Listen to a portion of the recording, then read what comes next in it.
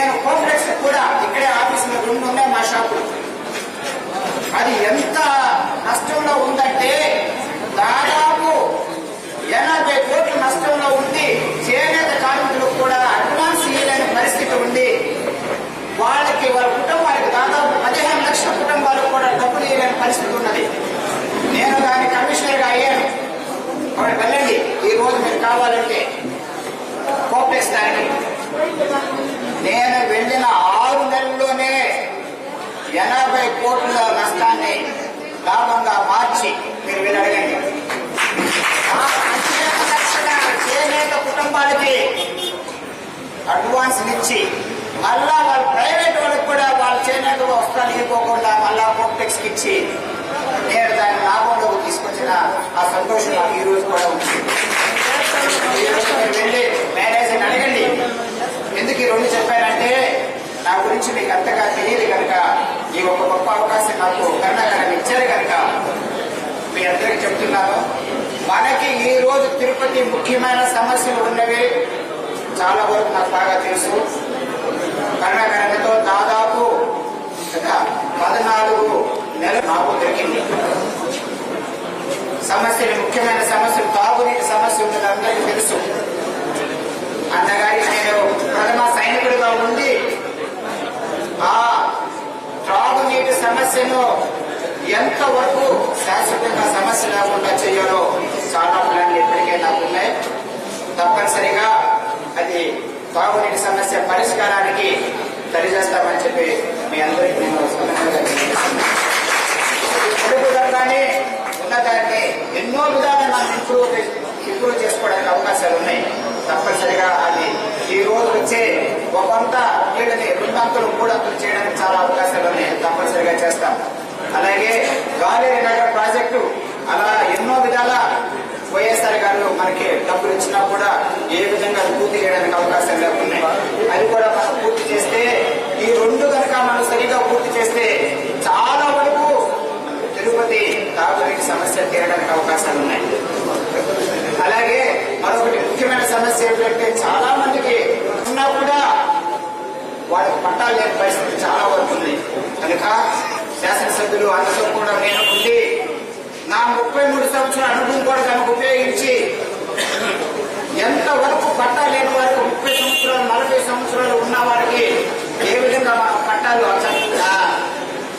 చట్టాలు స్థలాలు కానీ ప్రభుత్వ స్థలాలు కానీ ఉన్న వారికి వాళ్ళు పట్టాలు ఇచ్చేయడానికి ఏ విధంగా మనం కృషి చేయాలో ఆ విధంగా కృషి చేసి నా అనుభవంతో కూడా దానికి ఉపయోగించి తిరుపతి ప్రజలకు సేవ చేస్తానని చెప్పి ఈ సభాముఖంగా తెలియజేస్తాను. అలాగే అందుతో పాటు చాలాసార్లు నేను కూడా ప్రజావాడికి వెళ్ళాను, వాటికి వెళ్ళాను. ఎక్కడ చూసినా కూడా మురుగు కాలువలు సరిగా లేవు. వాటిలో రోడ్లు ఏమీ బాగుండలేదు. తప్పనిసరిగా నేను కూడా నా వంతు చేసి కేంద్ర ప్రభుత్వం నుంచి ఈ పుణ్యక్షేత్రానికి ఆ మురుగు కాలువ నివారణకి ఏ విధంగా కృషి చేయాలో తప్పనిసరిగా నేను చేస్తానని చెప్పి తెలియజేస్తున్నాను. అలాగే చాలా మందికి చూస్తే విచిత్రం ఏమిటంటే ఆఖరికి బరియల్ గ్రౌండ్స్ కూడా లేని చాలా మంది సముదాయాలకి, కులాల వారికి లేని పరిస్థితి ఉన్నది తిరుపతిలో. వీటన్నిటికి కూడా నా అనుభవంతో ఉపయోగించి, ఇంకా చాలా చెప్పను, చాలా అన్ని విధాలుగా అన్న మాట్లాడారు. అలాంటి సమస్యలను కూడా ఒక్కసారి ఆలోచించి నా అనుభవంతో ఉపయోగించి అన్నగారికి అందరూ మనం ఎదురు చూస్తున్న మంత్రిగా ఒక మంత్రి అవుతారని చెప్పి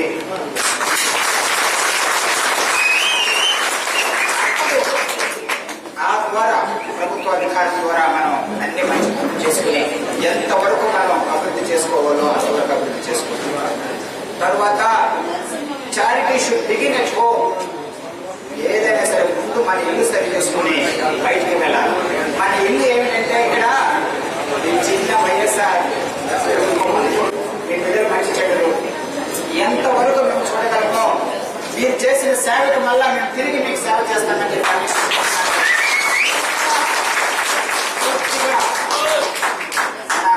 మరొకసారి కాబోయే శాసనసభ్యులు, మనకు కాబోయే మంత్రి గారికి నేను కనుక్కుంటాను.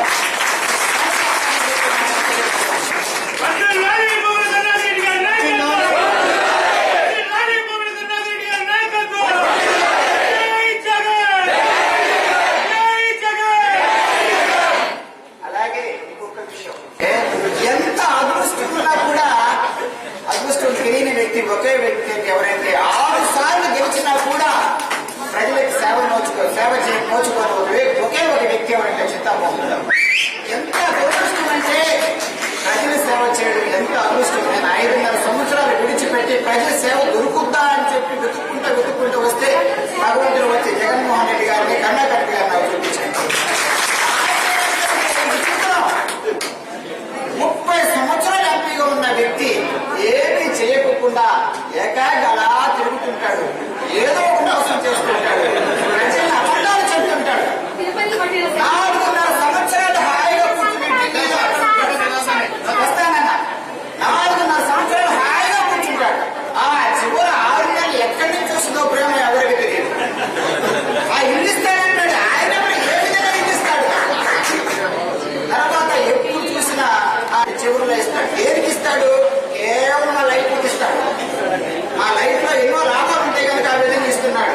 అదే ప్రజలకు కావలసిన ఒక రోడ్లు కానీ, ఒక ఇల్లు కానీ, ఒక కమ్యూనిటీ హాల్స్ కానీ అలాంటి మంచి సేవ చేసే శాశ్వతంగా ఉండిపోవాలని తెలియలేదు. అలాంటి అజ్ఞాని కనుక అలాంటి వాడు వస్తే తప్పనిసరిగా ప్రజలు మర్చిపోని విధంగా మేము సేవ చేస్తాము. ముఖ్యంగా మన ఇక్కడ మీరు చేసే సేవకి అన్ని విధాలు కూడా మేము కూడా పాత్రలుగా ఉండి మిత్రికి మనం సేవ చేస్తామని తెలియజేస్తున్నాం. ఆయన మొదలుపెట్టినంటే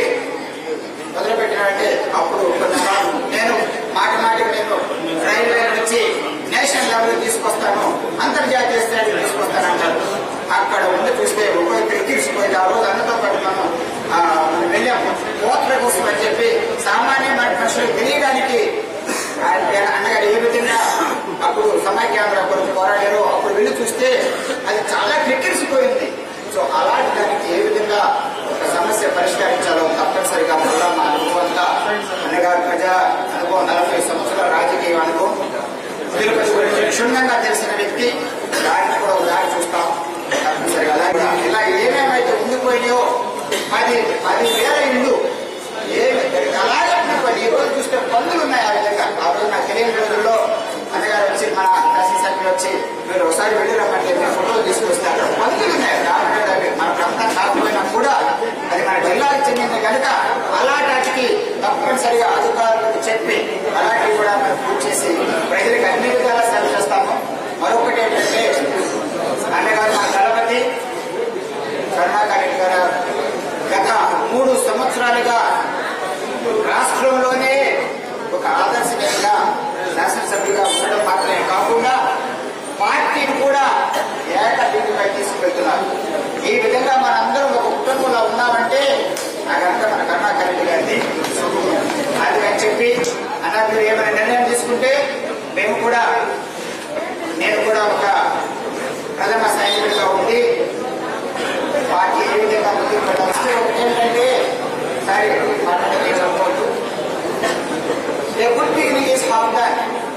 ఒక మంచి కార్యక్రమం ఏదైనా మొదలు పెట్టేటప్పుడు మొదటి రోజు మనం కనుక బాగా సక్సెస్ చేస్తే అది సగం వరకు పూర్తయినట్టే.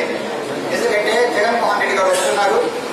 మన శాసనసభ్యులు చెప్పిన విధంగా చూస్తే ఇది ఎలక్షన్ ఎన్నికల శంఖారావును పూరించడానికి వస్తున్నారు. ఇది కనుక మనం సక్సెస్ చేసుకుంటే మనకి సగం పని పూర్తయినట్టే. కనుక అన్ని విధాల మన దళపతి గారికి సహకరించి పెద్ద ఎత్తున అది విజయవంతం చేయవలసిందిగా మరొకసారి అందరి నాటాలు